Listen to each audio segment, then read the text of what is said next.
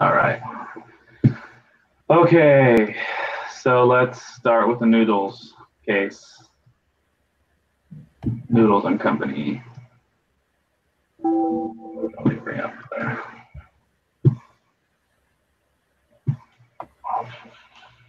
Okay. All right, so I guess the first question is, what do you guys think made Noodles and Company an attractive opportunity for Aaron Kennedy in 1995? I think it started with his trip to New York. Yeah.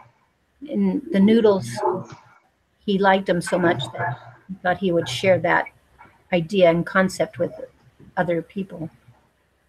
Yeah. And I think the fast casual segment was starting to pick up momentum.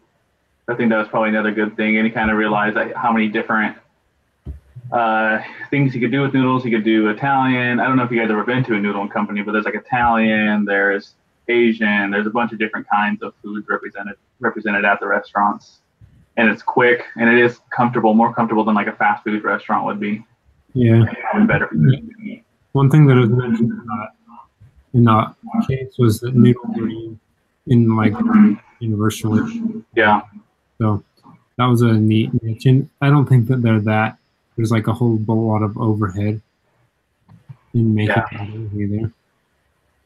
Yeah, the food's pretty simple. Okay. What caused the company's early struggles? Why do you think so? Well, what I could tell, a lot of the early struggles came because they just lacked experience. They didn't have the recipes down pat. Although they were trying to put it in good locations, I still don't think their locations perfected. I know as time went on, they got real estate agents better involved with where they should place their stores and everything like that. But a lot of it, I think, was the recipes.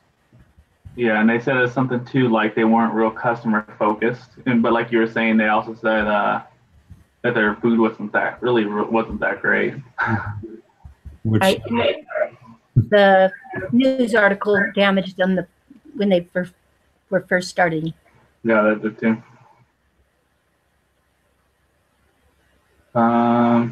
So yeah, I wrote that then once they changed to the saute lines, that it was better freshness.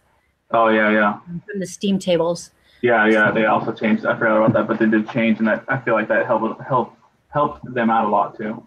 Right. And I think they became more customer focused, and that probably helped them. And they kind of standardized their management process, and they treated their employees really well. And I thought they had a lot of cool different ways to motivate employees. Right. I really love this company. I studied this in another class, and they have a great culture for their employees. Yeah, that's cool. And I interviewed a franchisee. That's who I interviewed, was a manager at a noodles company, because I'd never eaten there. But now I've eaten at, I think, 4 different ones now. And I really like their company. Yeah, they're good. Okay, next question. What role should franchising play in the company's growth? I can start. Sure, go for it. Franchising, it's pretty interesting, I guess, business tactic. And I believe that if Noodles and Company franchised, I believe that they would be more successful. Yeah. From what my understanding, there are not a lot of restaurant chains that are not franchised. Yeah. A lot of fast food companies. And I think that it helps them be really successful. It lowers a lot of their overhead. But I feel like they can still make a lot of money. There are certain, they have to go through certain agreements, but it just requires hiring the right people, making the right moves. And then get in the pattern of training their franchisees. Yeah. Then I think they can just flow with them. Yeah, and I kind of think so too. I think that they should probably start franchising more, because just kind of looking at the numbers, they only have like a 1% profit margin, not franchising. Their operating margin is like, I think it was 20%. But it says here that the franchisee operating margin is 80%. You know, so that's huge for what them. So from what they make to what it's going to cost them is almost nothing. Yeah. You know, so obviously they won't make the large amount of revenue, because they're only going to make 5% fee, and then what was it on the? They said that 50%. They would still 5% royalties, right? That was 5% royalties. 5% royalties, but there was a 75% thing that made it 80%, and was it? There's a $35,000 per unit development fee too. Yeah. Where's this one? Is it under evaluating the option? It says this one operating 80%. Yeah, it says something in the actual article about it that I wanted to find. Well, and that's what I wanted to. I have a question. What does it mean when it says?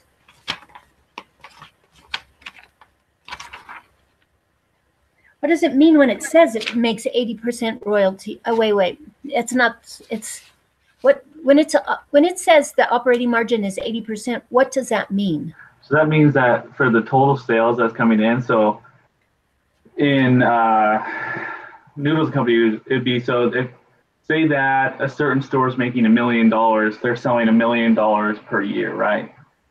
So then Noodles Company is going to take 5% of that.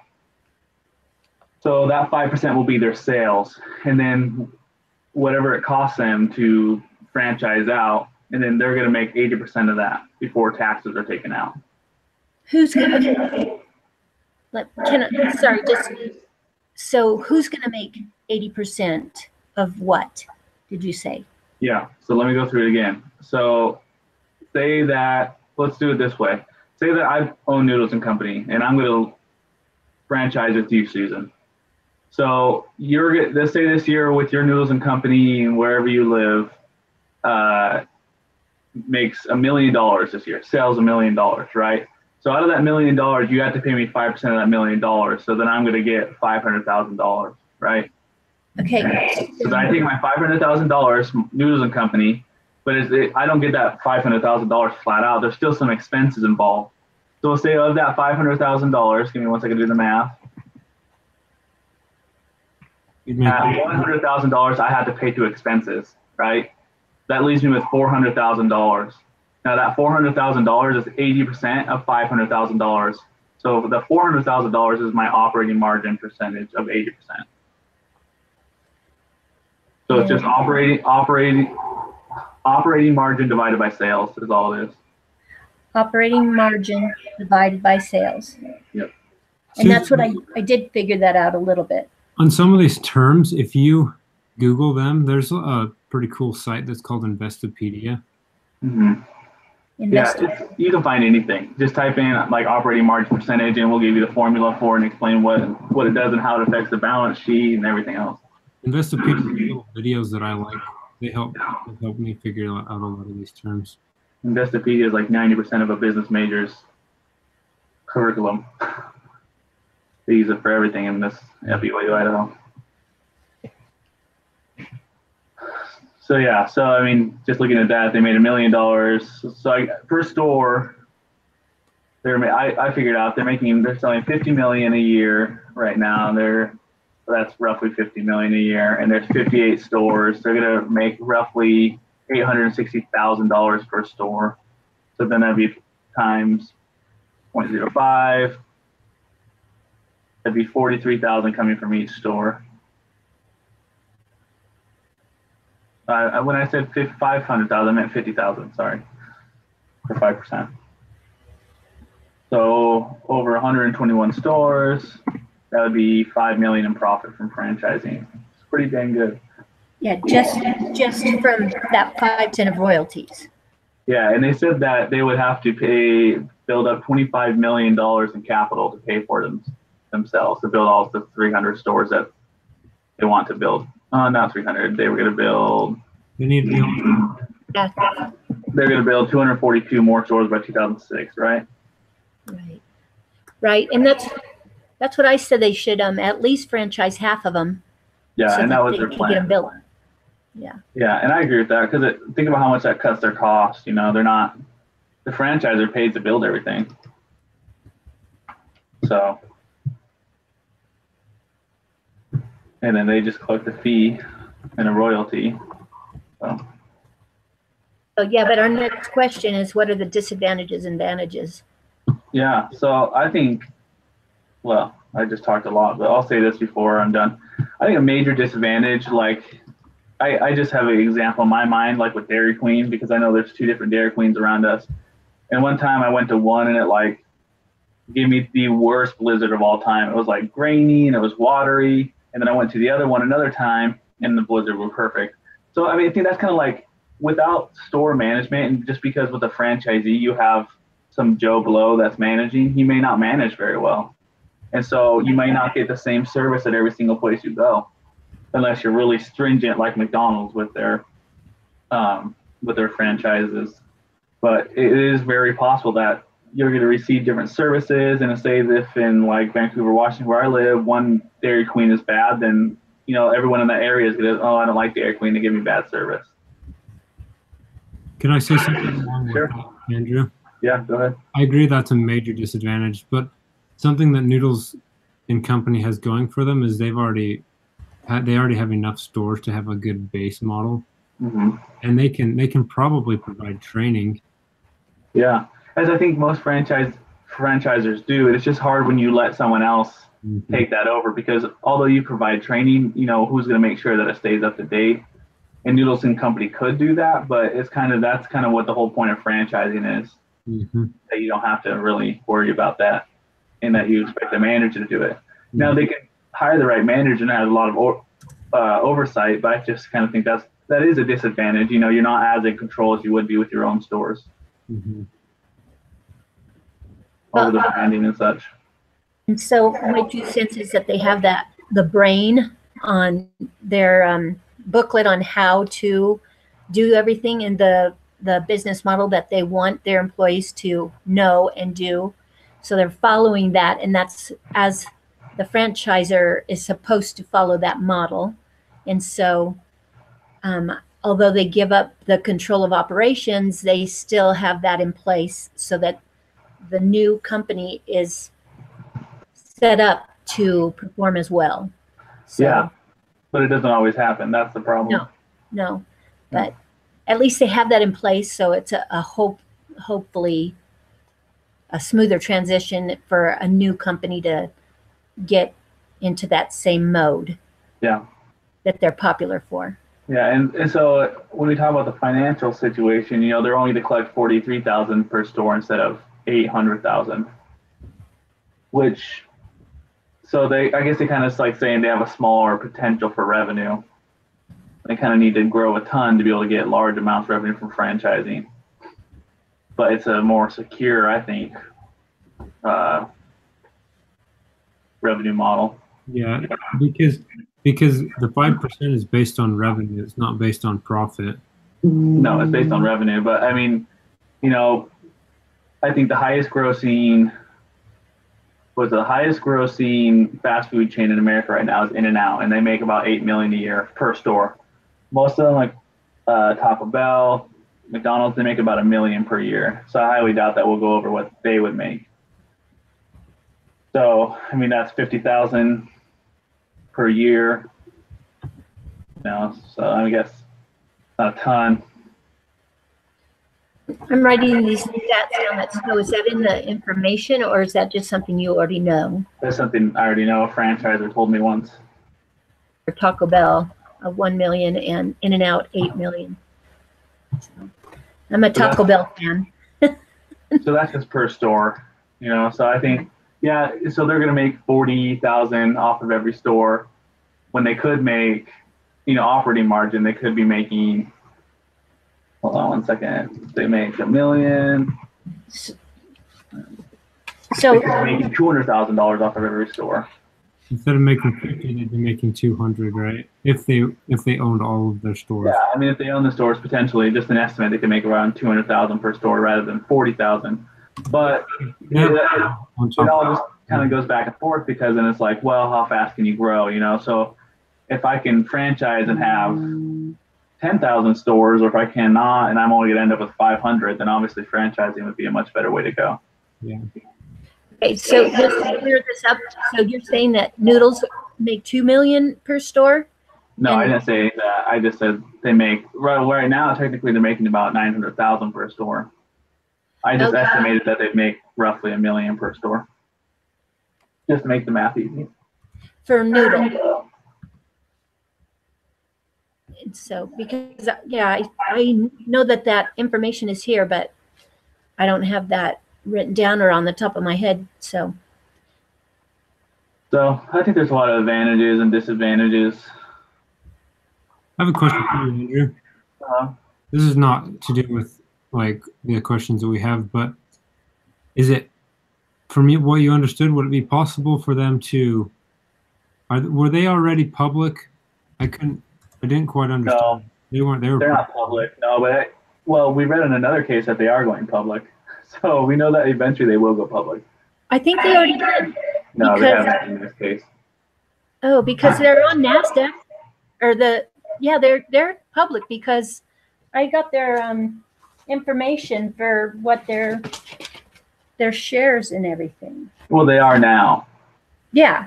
But that's not what we're talking about. We're talking about if they were at this time, which I don't think they were.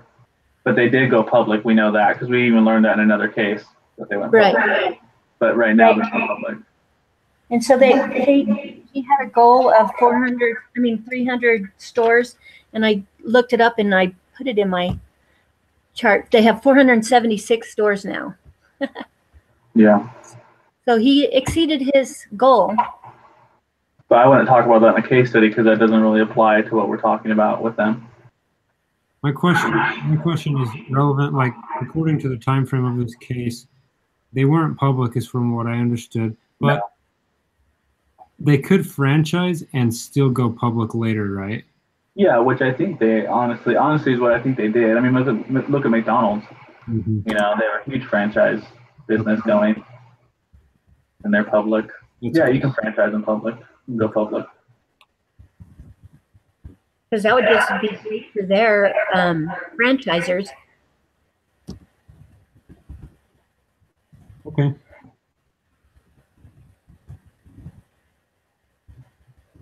Okay, so I think that's pretty much it on that one.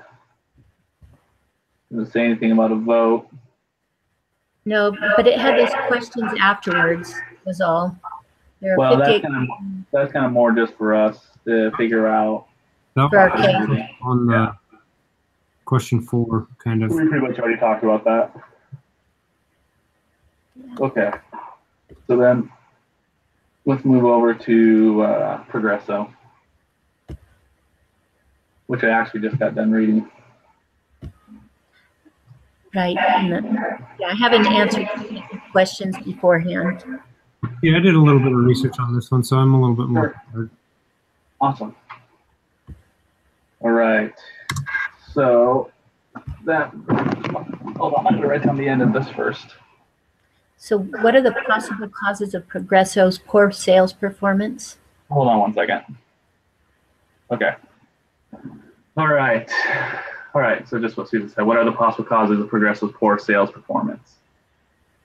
Well, I can start. Yeah, go for it. So they didn't do a very awesome job at hiring. They didn't do a very awesome job of training.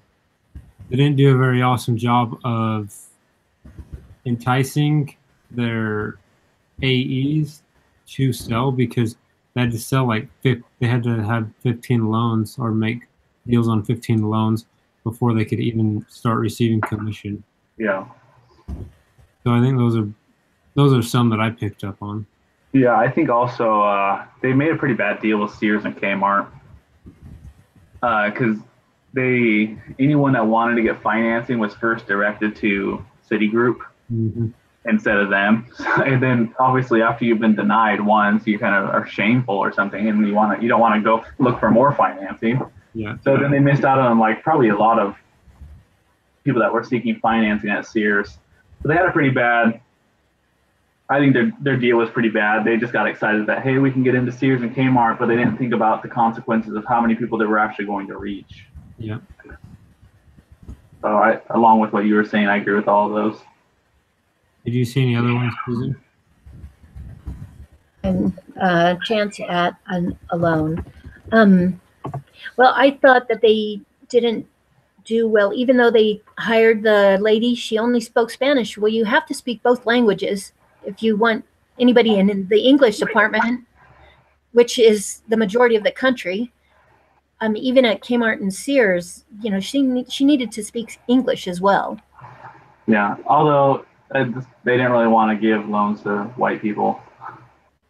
That doesn't make That really sense. wasn't their target market. Right. I mean, yeah, it would be good. I mean, most people spoke English, but a lot of their AEs didn't because that's not what they're trying to shoot for. But isn't that silly? It seems like not very bright. Their target market should have included everybody. Well, I don't know about that. Nobody's target market includes everybody. That was kind of the nature of this company. They were specifically targeting Spanish people that couldn't get loans. Yeah. So I mean, I guess I kind of disagree with that assumption. I think it's okay that they hired only people that speak Spanish, especially because the name. I mean, if I only speak English and I'm walking through a store and I see something that says Progreso Financiero, I'm not going to go talk to them. Because if I only speak English, and I don't even know what that means. Right. That's what it said. Even though he spoke Spanish better, they went to the Spanish-looking person. Yeah. So, I mean, that's their target market. So they're probably not too worried about having English speakers just because they don't really expect to receive any. Well, and Brent said they didn't do a good job of hiring, and that's true. So they went and they hired people who had experience, but then they mentioned it with Avon and Herbalife. And I go, those aren't real jobs. I mean, I know both of those companies, and it's not really a job. Well, except there are people that make lots of money doing it. Yeah. I know people that and their wife do it, and they have a really nice house and a lot of really nice things, and they make a lot of money. So it is self-employment, but it is the same kind of thing that they're doing. They're selling a product. So that's more experience-wise. It was pretty applicable to what they would do in a grocery store talking to people. Yeah, and it also they hired grocery store staff in the locations where they were at, which was such a bad idea because the grocery store was hosting them in a sense. Competition within. And then they stole their employees, which was really not a good fun, right. In my opinion. Yeah. So no wonder they were upset. Yeah. Okay, so we also kind of talked about options are available to improve performance. So what elements of the business model are validated, and why do you guys think they're validated?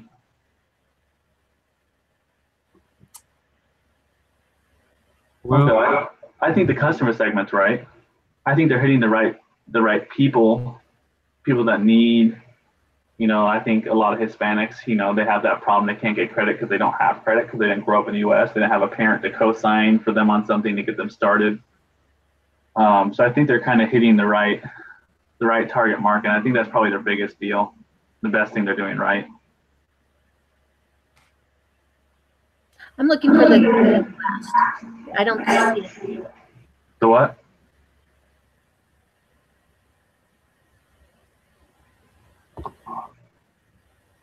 Okay.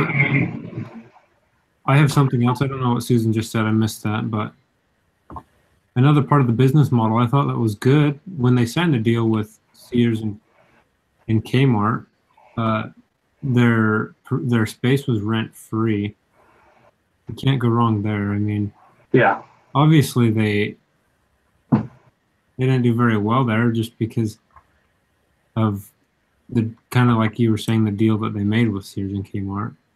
And I don't think that they did a very good job of advertising either. from what I understood, it didn't seem like the AEs were all of them were very enthused or maybe very good salesmen, but they did have a good thing going on their rent-free floor space. Yeah, that was good. That was good. Just not to go back to something negative, I think, Sears and Kmart, there's a reason that they joined, and there's a reason that they filed bankruptcy and they reorganized for debt. They just don't get a lot of traffic. It even talked about in there how the grocery stores are more successful because there was a lot more traffic than Sears and Kmart. Yeah. Hence why the stores have done so poorly over the last couple of years. Walmart's taking over. Yeah.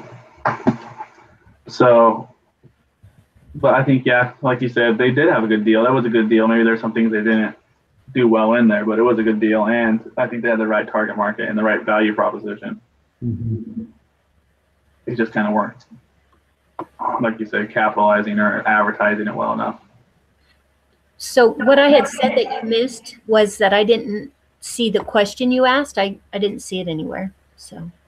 Oh, did you find it? No. Oh. That's well, it's there. One of the bullet points on question number 3. Yeah. Question number 3? Okay. All right. Okay. So number 4. How much profit does Progresso earn on a new loan with the current number of loans per month at a grocery store location? How many new loans do they need per location to break even? Did you figure this out at all, Brent? I didn't even look. Yeah, can I screen with you? Sure. Yeah, go ahead. I got a little Excel sheet for this one.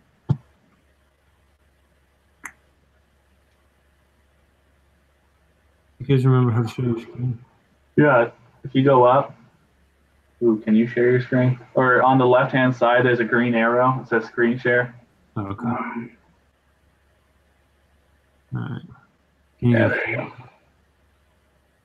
Okay, this is a little Excel thing that I built.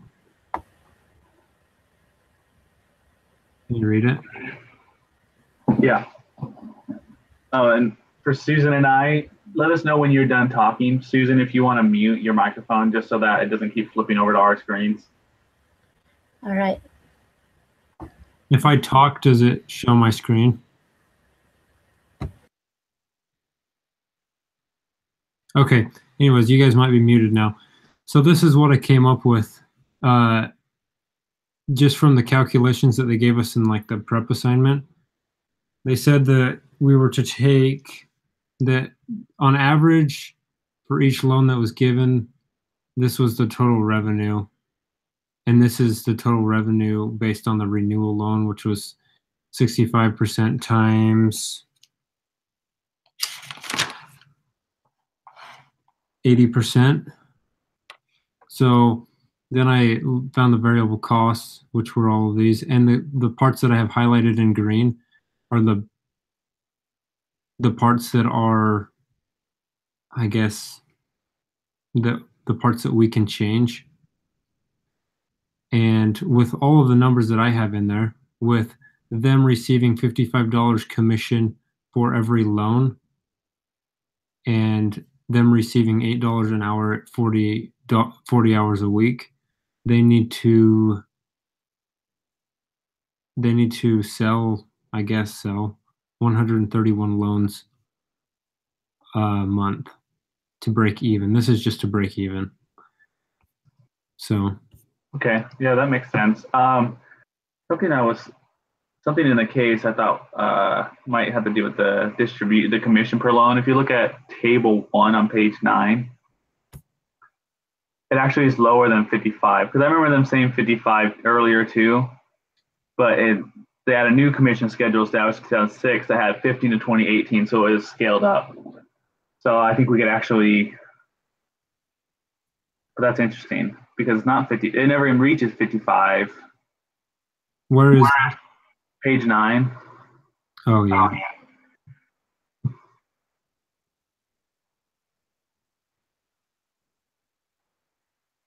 If we did a smaller commission, you can plug that in how many loans. So yeah, so I think let's see, guess we could just take an average of that. I mean, obviously they're not going to sell. I don't think people are going to sell 45 loans. Well, and that's what it says at the end of the case, is that it was poor morale because the numbers were just too high. They couldn't reach it, so they gave up. Yeah. And so a cost of Progresso of $69 per loan.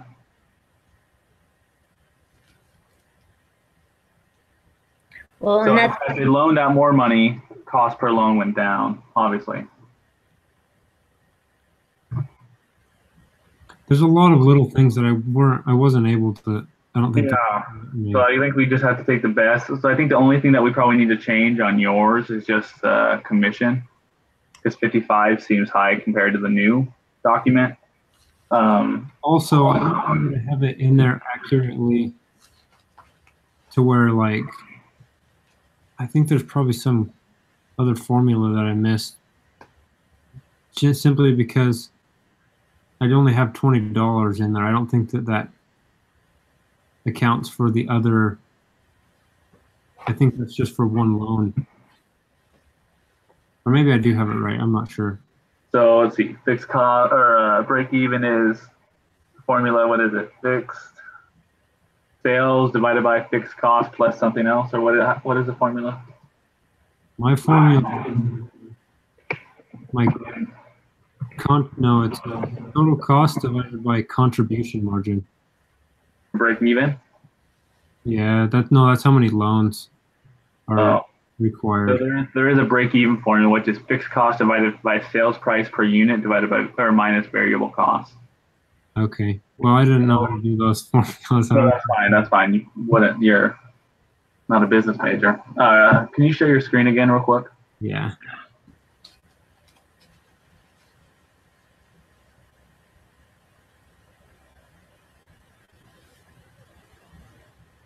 This is, if you want me to click on any of them, just let me know. I changed that.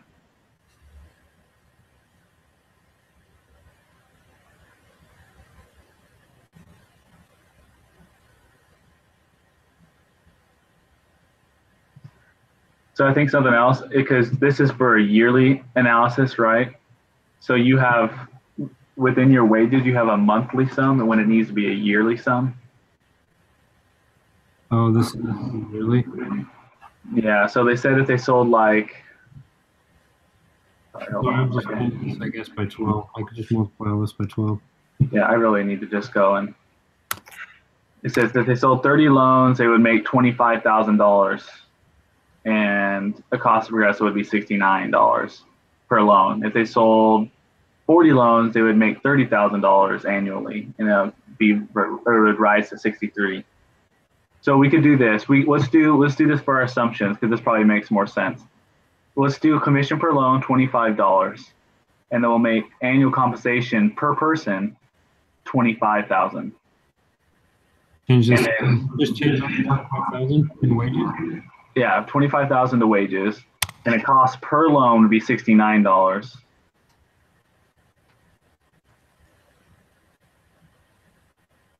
Okay, where's the per loan? Sorry. Will you show your screen again? I'll mute my microphone so it's not.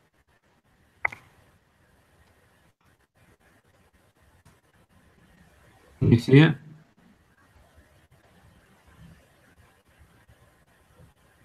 I changed $25 and 25,000. So the way I look at it is if it says $69 per loan, that's what it says. It would cost Progresso $69 per loan. That's probably our variable cost. So we can probably just make it, and that's the kind of thing, because I need to sit down and actually do this myself, which I'm going to do. So you would take the total variable cost to $69 per loan. Yeah, I think so. Okay. And then your fixed cost would be your compensation. And then where'd you get rent from? Did you see that somewhere? Yeah, that was in there. mm-hmm. That was in the. So Andrew, are you saying that those numbers should be for a whole year, not just for a month? Yeah, because, well, I take that back. No, it is per month. Well, you could do it year, then divide it by 12. You're right, because 100 it's supposed to be 100 per month, not 100 per year, right? Isn't that the number that they wanted? Right. Because if they made goal on 15 loans, then it would be 15 times 25 because each loan they get $25. Yeah, you're right. Okay, so I was wrong. That's Brent. why that So number's low. take your 25,000 and divide it by 12. Okay. So that's per person. Thanks, Susan. That's And per take your person. commission and multiply it by 12 or No, by no. 15. Leave it there. Because that's already done, right? The commission. The No, cost. if they sell 15, I don't know what exactly, but then they get, it says they get whatever the commission is per, oh wait, here it is right here. No, they get they get $25 per loan for all 15 of those loans. Yeah, but they said the total cost per loan 69, so that's a variable cost. So you just get a times 69 times they're selling. Each person would sell 30 per month, right? That's kind of what we said. And they're shooting for 100 per month. So if he's, well, we don't know how many AEs there are per unit. Might have said, I can't remember. I don't know. I probably won't be able to figure it out talking like this because I had to be able to focus and look at it all. So I can go over it and email you guys a copy later if you want me to. Okay. Okay. This one's technically So not it's due. $18. So I was just saying on your chart, Brent, that it would not be $25, but it would be per. Like they would get paid a lot more than the $25 a month. Well, we'd probably just get rid of the $25. We probably wouldn't even deal with that because part of the annual compensation also comes in for $8 per hour is what they're making salary wise. So we probably just wouldn't even, we would just use the $69 as a variable cost. 1 second. No, you have to. So sales per unit.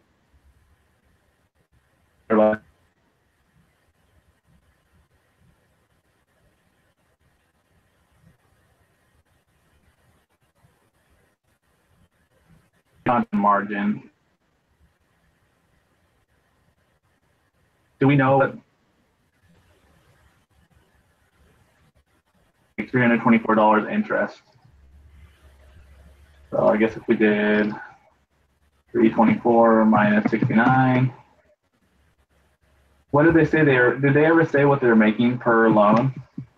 Yeah, it says another, like, it says they're making $180 the first loan, and then if they renew the loan, it's $93 or $94, I guess. Okay, so let's just focus on one. We won't do with the renewal because that makes things too complicated. We got to simplify the assumption. So mine's up by 69, so that's $111 per loan. And their fixed cost, they gotta do, what was their rent and what was their fixed cost per month? I have a rent of and the wages of 25,000 divided by 12 is 2,083. Okay, so what's the total fixed cost that you have there per month? 4,083. So 4,083 divided by 111. See, that doesn't make sense still. So I need to go back through and work this through. I'm gonna have to look at it more a little deeper here. So I'll email you guys out a spreadsheet with what I found. I mean, obviously work it through yourselves, but I can email out one later. Okay. Yeah, I think that I was kind of close. I don't know. I think that's great, and I'm positive they'll accept that as a good worksheet. Yeah, well, I think it's good. I just think we can get closer to what the actual break-even cost is. Yeah, I know there's something that I'm missing per loan. I don't have everything per loan because it would be 10% and $55 that needed to be compounded. Well, not compounded, but they need to be added per loan. Yeah. Okay, well, I'll look at it later, and then I'll send out something and we can compare and talk about it. Okay. Sorry, I just have another meeting here coming up, so I have to kind of get done. Okay. It's been almost 40 minutes. Okay. Let's let's see, what's going on? Change the current compensation plan to improve the number of loans made per month. You can change the variable amount, the number of loans needed to receive a payout, and or the fixed compensation. Do not waste time trying to figure out a way to break even with lower numbers of loans. The board will not go for that. You must change the current compensation plan to improve the number of loans made per month.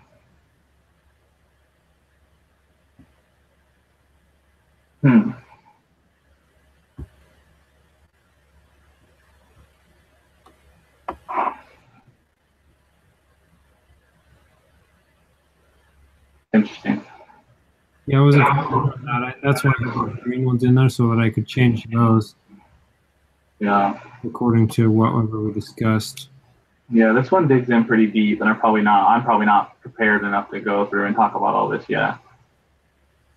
So since this one's not due today, if you guys want to get back together, I don't know, tomorrow or Friday, I'm willing to do that after I've kind of worked through it a little bit.